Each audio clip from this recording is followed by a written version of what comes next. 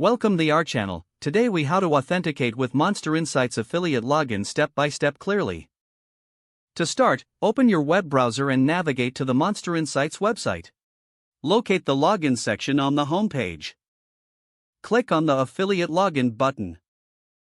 You will be redirected to the login page. Enter your registered email address in the appropriate field. Next, input your password securely. Ensure all details are entered correctly to avoid login errors. Once you have filled in the fields, click the Login button. After a brief moment, you should be logged into your MonsterInsights affiliate account.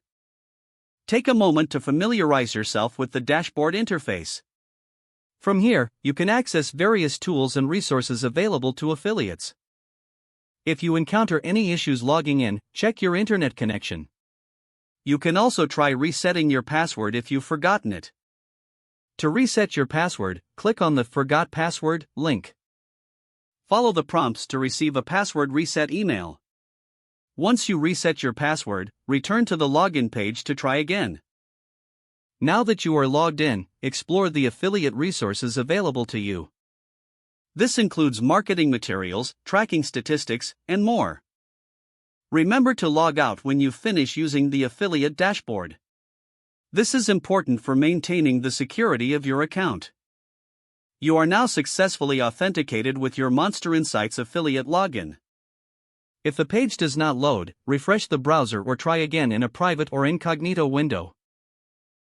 Make sure you are using the correct email address, then retype it carefully to avoid small typos. If your password is not accepted, use the reset option and create a new strong password you can remember. Check your spam folder for verification or security emails, then complete any requested confirmation steps. Enable two-factor authentication if available to improve account security and reduce unauthorized access risk. After signing in, review your profile details so your contact information and settings are accurate and current. If you see an error message, note it down and try again after restarting your device and internet connection. Don't forget to like this video and subscribe to our channel for more step-by-step tech guides.